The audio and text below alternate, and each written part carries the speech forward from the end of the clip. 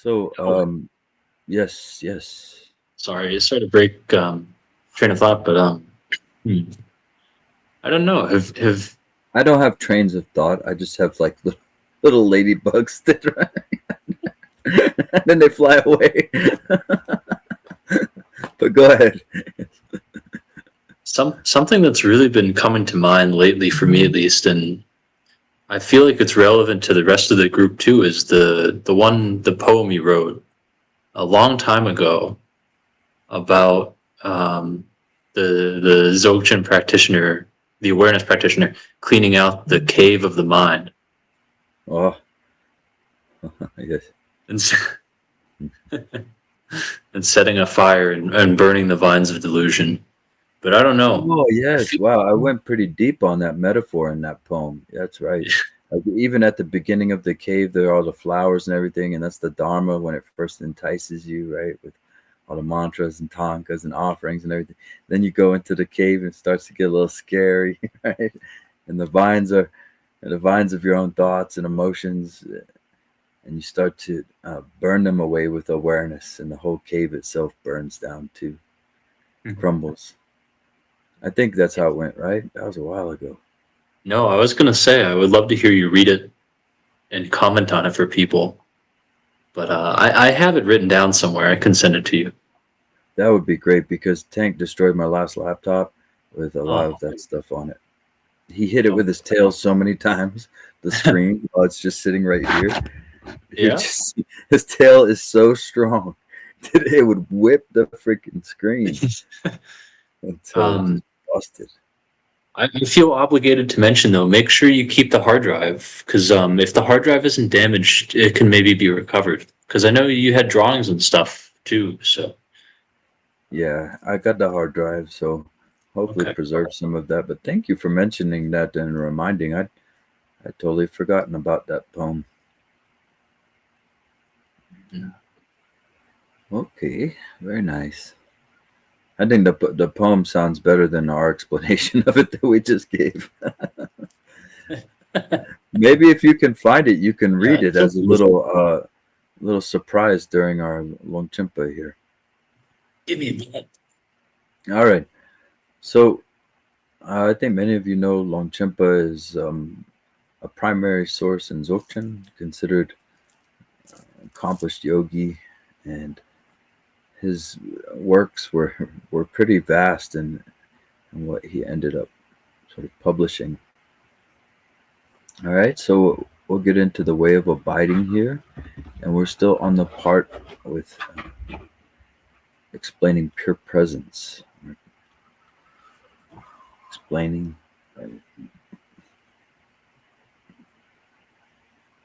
expounding maybe is better. It's more of a exposition than an explanation. Okay, so it starts off with, and by the way, Gangsha, you just interrupt me whenever you want to, okay? It starts off with the Tantra, the all illuminating sphere. And we've talked about that actually. Tulku was referencing that, right? How it's a great treasure chest, and everything within all reality, all experiences are these treasures within the great treasury, great treasure chest. Very awesome insight from Tulku.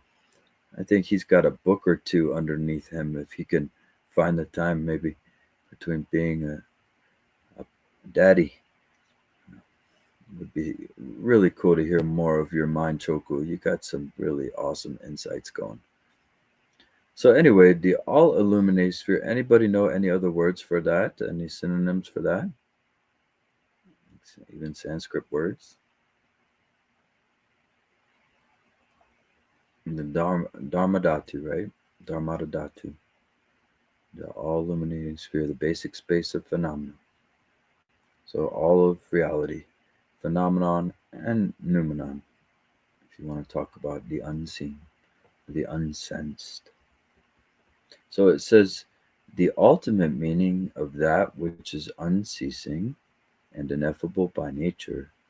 In looking, one does not see it, and in seeking, one does not find it. Outwardly and inwardly, or even on the outward level alone. There is no object to be conceptualized on even the most minute or profound level.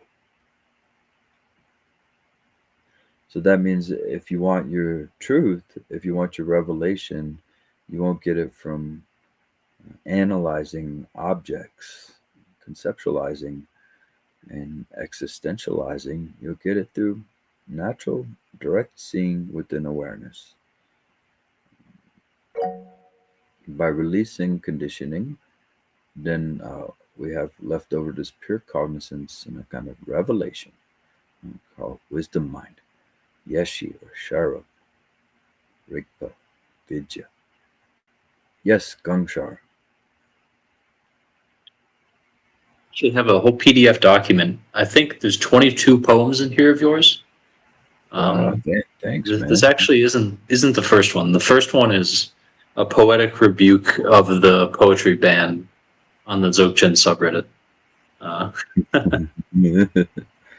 But sorry, I have it here. If you don't mind me reading. Sure, jump on in. It probably has to do with the text anyway. Everybody can. The sound is okay.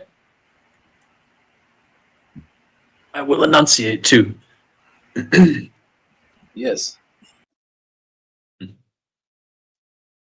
A yogi started on the path of true dharma, like entering a cave. Heard pleasant scriptures and saw immaculate pictures, like flowers adorned in the entranceway. Followed the instructions which found the present moment breath. The yogi continued as the cave of the inner self was explored in depth. Kindness, compassion, and wisdom seated at the door, illuminated his mind like a torch. In their mind, gender neutral. As they continued, the cave got darker, colder, lonelier. Deep seeds of ignorance, desire, and hatred grew into entangled vines of obscurations. Yet with the blade of wisdom awareness, they cut through. Even when their friends knew, even when they peered into the cave and yelled, "What's happening to you?" They cut, while their torch defended the demonic winds that blew. The cave is their mind, and they abide deep at the source of the vines, diligently cutting through and setting a pure fire of the divine. Let it burn while I sit. Let it be revealed. Let the cave crumble upon conditioned self, leaving only the clear seal, leaving only the sky of non-conception, where all minds dwell without reference or direction beyond heaven or hell, playing in rainbow reflections.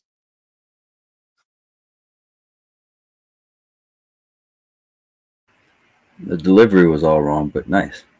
I'm just kidding. Just kidding, buddy.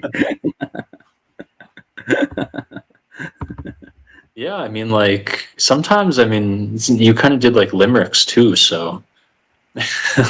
Thank you. I appreciate it. I haven't heard that one and lost that one, so thank you. That's so really kind of you to have saved my poetry like that.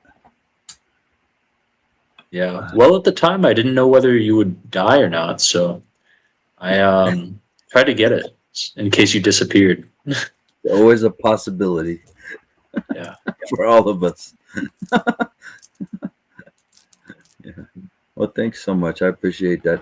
Gangshar is my dear brother, and if you get a chance to ever speak with him, I think he's also sometimes on Discord, and it's always just really good listener, good heart. Been with me for a while on this journey. Thank you. All right, so we'll get back to the text here just a little bit more before we close out the session. Okay. So let's see if Longchimpa has anything else for us. I think it cut off a little bit of that sentence. Okay, so it says one comes to a decisive experience of spontaneous presence as the ultimate heart essence. And here are the root verses of the way of abiding. Yeshi, something's going on with your screen because you're cutting off the first line. Yeah, there you go. So the root verses say, because phenomenon are originally pure in essence and spontaneously present by their very nature, they are free of the limitations of the four alternatives: existence, non-existence, affirmation, or denial. This is the nature of non-dual awakened mind. And the auto commentary: given that all phenomena are encompassed within awareness, that awareness, awakened mind, is beyond the extreme of being affirmed as something permanent, since it is empty in essence. Yeah, so here again, just like on page 191, um, making awareness and awakened mind synonymous. So it says, it is beyond the limitation of being denied to be anything, since it is lucid by nature. And remember, we are talking about that. Uh, you you don't exist, but there is the pure presence of energy, of living energy. So it's beyond these extremes, these existential extremes. And it says, beyond the confines of the four limitations, those of being existent, non existent, both, or neither. Timeless, spontaneous presence is referred to as original purity, as the source, with nothing to be confirmed or refuted, and without transition or change. Okay, thank you, Yeshi, so much for making that happen, even though you're out and about. Wonderful. And thank you, dear friends, for making this gathering possible. It happens one by one, right? So, very happy for each of you. Uh, Highly venerate and value your presence. And every being is like that to us, so valuable and, you know, worth endless monies, worth endless upvotes and love. We may have forgotten that sometimes in our culture, and perhaps we can be so radical and strong that even when somebody gets mad, we can just see the compassion there. And notice when somebody says something or does something, how you get irritated by it. So you're just isolating yourself into that dimension, and it's not really any better than the person who's insulting you. So if somebody's arrogant, prideful, angry, as long as they're not hurting you, just stay in the view, stay in the spaciousness. Don't isolate and contract into other people's mind dimensions. Just like a parent would never contract down to the child's mind. Okay, thank you so much, dear friends.